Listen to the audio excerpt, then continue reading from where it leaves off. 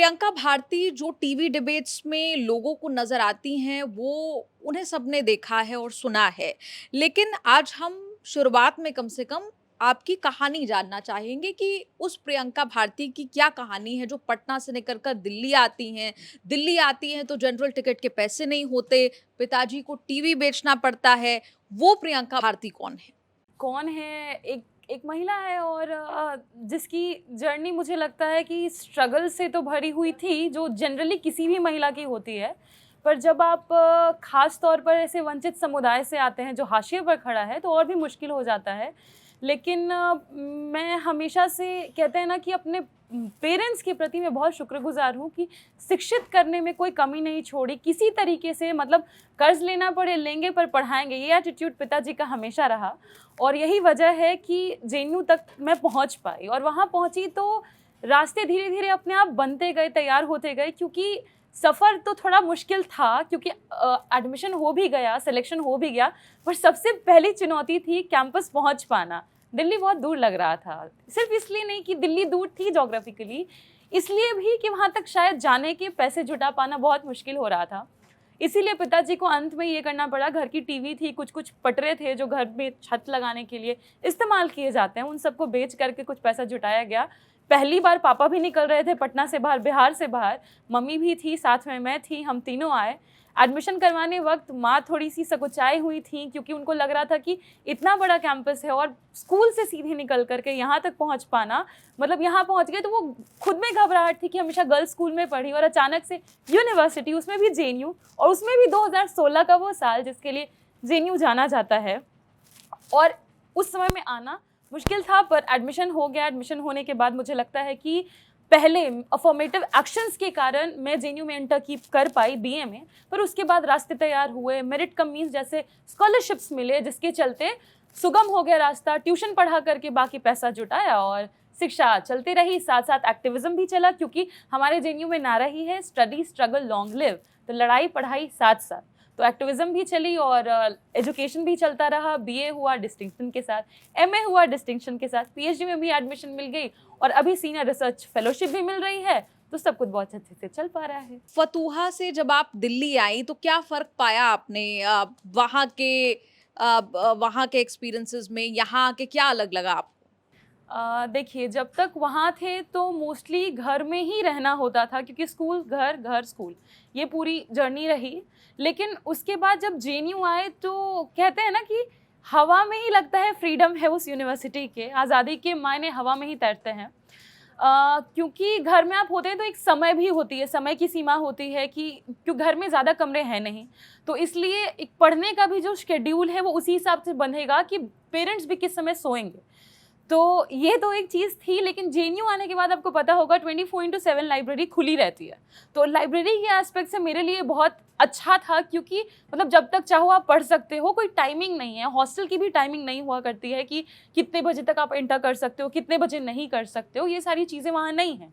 तो एक आपको आज़ादी का भाव अंदर भीतर महसूस होता है। साथ ही साथ मुझे लगता है कि एकेडमिक्स में जब एंटर किए तो हम तो ये सोच के गए थे यूपीएससी करेंगे, क्योंकि बिहार में जो बच्चा पैदा होता है और स्पेशली पढ़ाते हैं माँ बाप स्ट्रगल्स करके, उनका यही सपना होता है बच्चा आईएएस आईपीएस बने। आए इसीलिए थे, लेकिन जब जर्मन स्टडीज़ में गए, मुझे लगता है चाहे काफ्का हो गए या जितने भी जर्मन राइटर्स हैं, ग्युंटर ग्रास हो गए, सबको पढ़ करके लगा कि साहित्य में रुचि बढ़ती जा रही है। और उससे पहले मैंने बस प्रेमचंद की गोदान पढ़ी थी, अपने स्कूल डेज़ की मैं बात कर रही हूँ, उससे ज़्यादा कुछ बुक्स पढ़े नहीं थे, क्योंकि अन्य किताबें पढ़ने के लिए भी आपको अन्य किताब खरीदने के लिए पैसे चाहिए होते हैं। तो पेरेंट्स का ये होता है कि जो स्कूल की किताबें हैं बस वही पढ़ लो, बहुत है। तो स्कूल में उतना कुछ मिल नहीं पाया, पर जब यहाँ आए तो बहुत बड़ी लाइब्रेरी मिली। और साथ ही साथ जेएनयू में आपको पता होगा कि एक सेंट्रल लाइब्रेरी के अलावा भी जितने स्कूल्स हैं, हम स्कूल ऑफ लैंग्वेज कहते हैं, स्कूल ऑफ इंटरनेशनल स्टडीज़ कहते हैं, तो हम इनको स्कूल कहते हैं इन बिल्डिंग्स को। सब जगह अपनी अपनी लाइब्रेरीज़ हैं। इन लाइब्रेरीज में भी अथाह किताबें हैं, जहाँ चाहिए बैठ जाइए, जो निकालना है निकाल के पढ़िए। तो एक और माहौल बना कि आपको जो इच्छा है आप पढ़ सकते हैं, ना रोकने वाला है, ना किताबें खरीदने की चिंता। तो एक वो बैकग्राउंड भी मिला। और साथ ही साथ जब मैं साहित्य में घुसते गई तो हिंदी साहित्य में भी रुचि बढ़ी, इंग्लिश में भी बढ़ी, और साथ ही साथ क्योंकि हमारे यहाँ ऑप्शनल्स भी होते हैं आपके मेन सब्जेक्ट्स के अलावा, तो ऑप्शंस में भी जा रहे हैं, फिलॉसफी कर रहे हैं, मीडिया थ्योरी पढ़ रहे हैं, जेंडर स्टडीज़ पढ़ रहे हैं।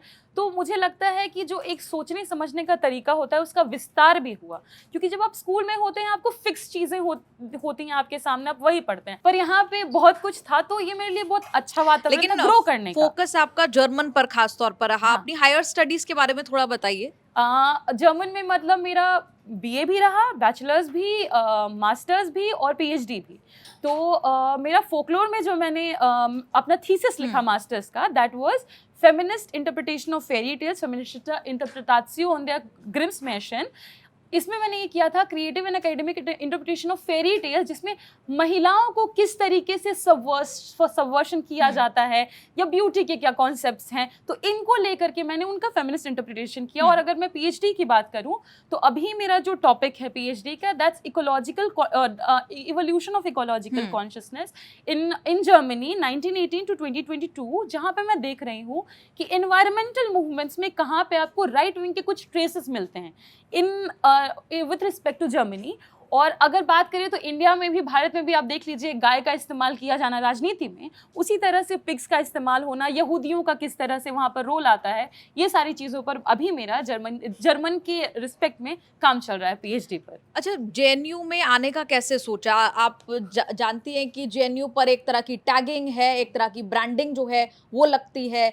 उस सब के बावजूद जेएनयू ही क्यों चुना आपने? मुझे लगता है कि मैंने नहीं जेएनयू चुना, जेएनयू ने मुझे चुन लिया। क्योंकि उस साल एग्जाम्स मैंने दिए थे डीयू के लिए भी। पहली बार ऐसा हुआ था कि एग्ज़ाम लिया गया था 2016 में, उसी साल मेरा 12th भी हुआ। और मैंने आईआईटी के भी एग्ज़ाम्स दिए थे, पिताजी चाहते थे इंजीनियरिंग करूं। मेरा मेंस भी क्लियर हो गया था, पर एडवांस देने से पहले ही रिजल्ट्स भी आ गए जेएनयू के, और पता चला 180 रुपया फीस है। तो जब किसी को पता चल जाए 180 रुपये फीस है और उधर आपको लोन लेना पड़ेगा, और लोन लेने के लिए भी आपको कुछ दिखाना पड़ता है सरकार को कि आपके पास इतनी प्रॉपर्टी या कुछ, जो जब है ही नहीं तो क्या दिखाकर लोन मिलता। तो इसीलिए फिर डिसीजन हो गया कि जेएनयू जाना है। और उस समय जेएनयू सुर्खियों में भी था, तो मैं यहाँ के स्टूडेंट्स को सुनती थी, न्यूज़ चैनल चलते थे, तो लगता था बोलते बड़ा अच्छा है ये लोग। तो इसीलिए था कि चलते हैं उधर, मतलब देखते हैं कि एक मौका मिला है, पैसा भी नहीं लग रहा है, तो एक हिम्मत भी आ गया कि पैसा नहीं देना पड़ेगा, शिक्षा मिल जाएगी, चलो चलते हैं।